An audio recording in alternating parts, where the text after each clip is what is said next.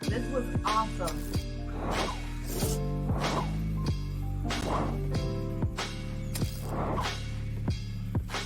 Thank you for tuning in.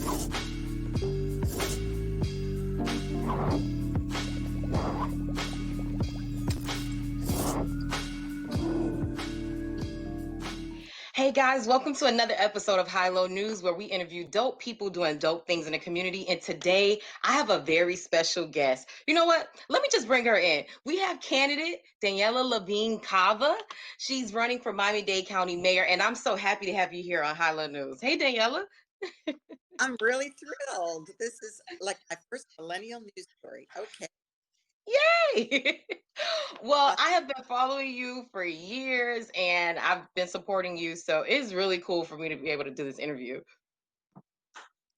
let- So we're going to jump right in. I want to know, you've done work with Catalyst. You've been a community advocate for a long time in Miami-Dade County. You've been a commissioner for the last, almost decade, maybe more than that.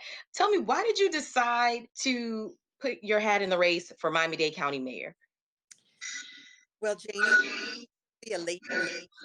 I hope others don't take as long as I took to figure out that going into elected office was a good idea. But it took me till age 59. I ran in 2014. I was elected, and now I'm in my second term as county commissioner. And that was after a lifetime of community service. So I was doing it outside government, and I was letting other people doing it inside.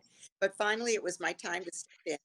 And commissioner has been great. I've been able to get a lot of laws passed, make some great programs, uh, educate our community and listen to the community both.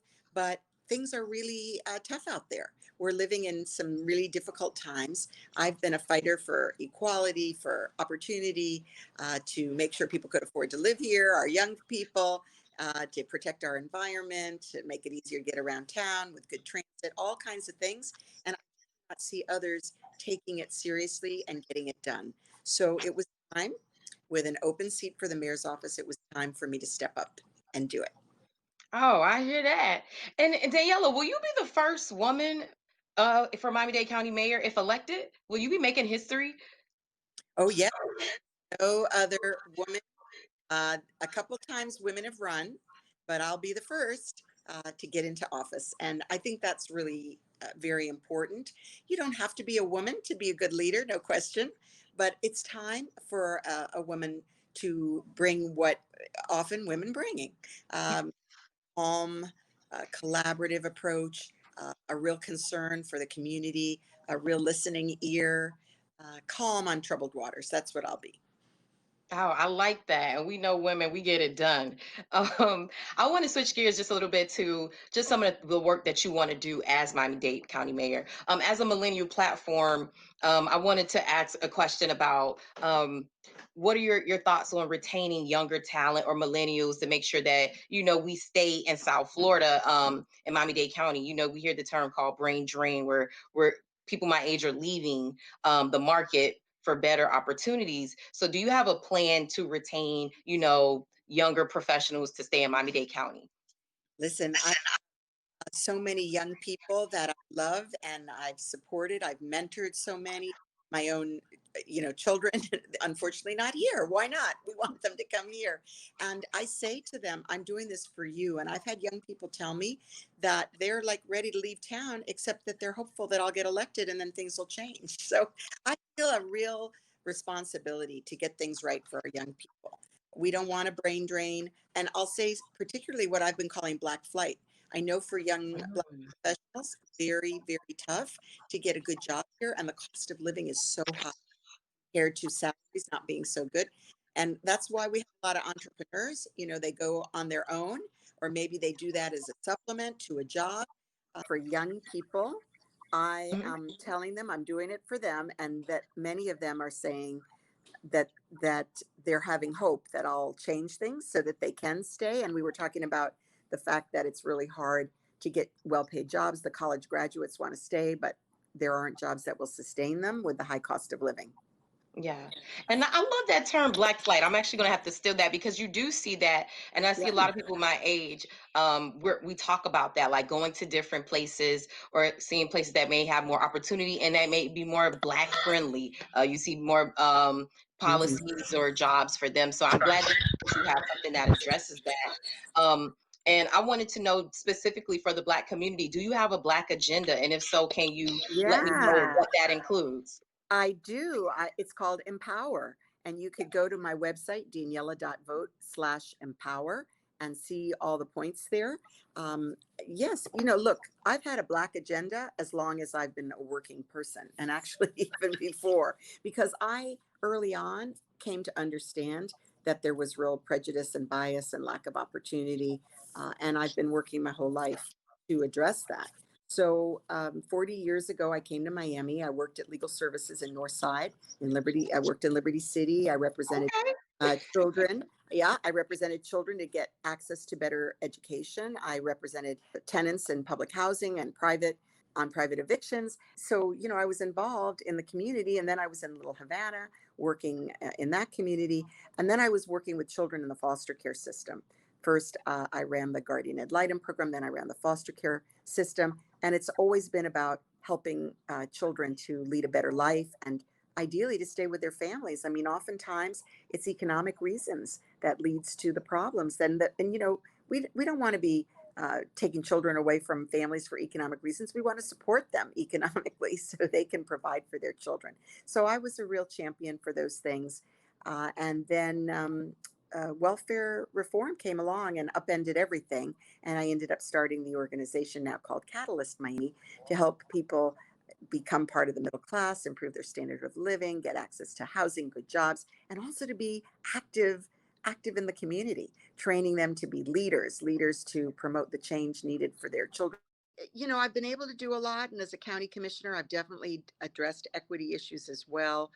We created, for example, something called an equity impact statement for all legislation in the county to look at the impact, but there's nobody really to do the research, so we're not getting anything meaningful. So as mayor, I get a chance to really do it right. We will have an office of equity and inclusion, and we will be monitoring and making sure that contracts, the procurement, jobs, all that are fair and actually more than fair so we can make up for the lost time and the disinvestment. We'll be making sure to work with the school system so kids can get what they need to stay engaged, and that includes internships and apprenticeships and linkages to good jobs, post-secondary training. And we just got past the something called children's savings accounts, or Future Bound is the name that was given, so that every child in the public school system in unincorporated Dade, as well as now in the city of Miami, gets a starting savings account and Wow. financial education. And it's a small account, but it grows. And as they work or as there's match savings opportunities, it grows and it teaches them and the whole family to look forward to a future that they can save for. So that's an exciting development. Many, many things that I have planned to create a brighter future and make it possible and desirable for our young people to stay here. I love that. And I love that you have a specific agenda for the Black community Oh, because yes. for years and decades, even though we participate in the political process, sometimes, well, really, the candidates that we vote for don't have a plan for us or even try to advocate for us. So I love that you came in off the bat doing that. Yes. Um, I want to switch gears just a little bit, and I like to call this the power round. And when I have elected officials on, I like to know a little bit more about them. And I like to say millennials, we like to know, we're woke, but we also want to do the fun stuff too. So I'm going to hit you up with some questions and see what you have to say, okay? I know I'm a little nervous about this because I'm not that fun anymore, but let's see how it goes. Hey, it doesn't matter. It's all about you. We just want to know about you. All Cool. right. So, Daniela, what are you listening to right now? What's on your playlist? Whatever my son and daughter in law send me, that is the truth. I don't even know what I'm listening to, but it's very eclectic. I know that. It's got all different genres and all different ages, and it's got some international, global tunes. Okay. So I'm really sorry to say I can't really tell you. but whatever they send me, I'm dependent on them. They are millennials. So Hey, that's cool. It seems like you got a good mix of maybe some, hip hop, R&B, maybe some yeah, yeah, merengue, some bachata, some yeah. reggaeton. By the way, I love reggae. Let's just be clear. But Oh, really, my favorite is anything you can dance to. I like to dance. I like that. I'm a Yeah. I'm a neo soul R&B type of girl, but I can dig that. I can dig that. Okay. Okay, so what are you watching right now? What are you streaming or putting on your DVR when you're not busy on the campaign trail? I have to tell you, there is not a moment that I am not busy on the campaign trail. It's been a year and a half, and Wow. honestly, I haven't watched a thing. Now, my husband does watch, and so sometimes it's in the background, and he's trying to get me to watch it, and I just don't have the attention span. I'm like answering social media. I'm, preparing for the next Board of County Commission meeting. No, no, Oh, what I'm about sorry. reading?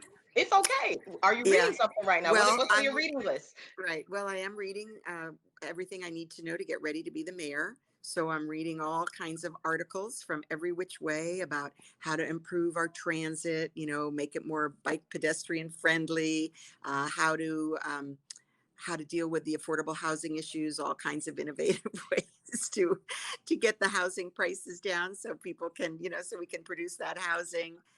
Um, let's see. I have a book that I got that's about innovation in government. Okay. I'm working on that because I'm going to set up an innovation academy. And then I have this wonderful book called The Swamp that I've been reading for several years, which is all about the history of the Everglades and the efforts to save the Everglades. So I, pretty pathetic, pretty no, pathetic.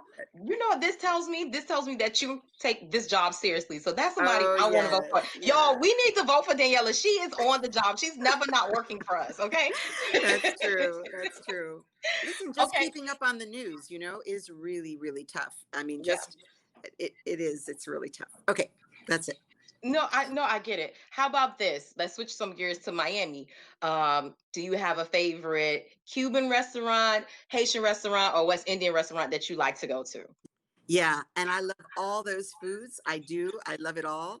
The other day, somebody asked me what was my favorite soul food, and I said catfish Yeah, and I forgot grits or that one. shrimp and grits, collards. I really like collards.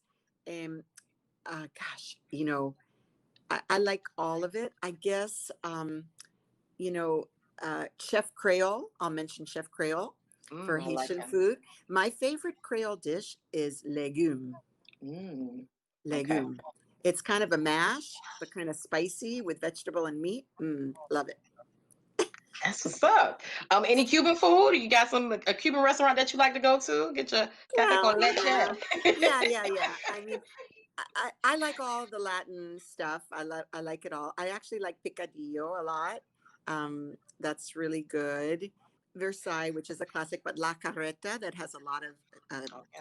a lot of different branches. That's good too. And what do you like to do when you're not on the trail? You're not, working hard for us as the county commissioner. What do you like to do to relax? Do you have a Okay. favorite place All in right. Miami-Dade County All right. to go? Yeah. No. That's a good question. I like that question. Well, I'm an outdoors woman, so we like to go kayaking and canoeing. We live not that far from the bay, and we take our canoe down and we go out in the bay, and then find some backwater trails right here. In Palmetto Bay, there are backwater trails. It's pretty incredible. But we also Nice. like to go to the Everglades. So our vacations are typically in the outdoors. I've done a lot of rafting, whitewater rafting in wild and crazy places, Yukon, Alaska, Idaho, stuff like Okay. that. Yeah. That's what's up. Daniela, I really appreciate you coming in on Yeah. Hello News, answering my lightning round questions. And I want to say here that I officially endorse you for Miami-Dade County. Oh my God. What a And voting bonus. for What a you. treat. Yes, of course. And honestly, you are the Oh first my candidate to actually do an interview with me this whole election season. So hopefully this will encourage other people to come on and support Black media, woman-owned media based in Miami. So I really God. appreciate you for that, Daniela. That's beautiful, Janie. Thank you so much. Oh, you're welcome. Thank you again, guys. Thank you for watching High Low News. We have Daniella's contact information on the screen for you to stay in contact with her. So you guys make sure you get out and vote on November 3rd, or early vote. Get your mail Early. ballots while you still can.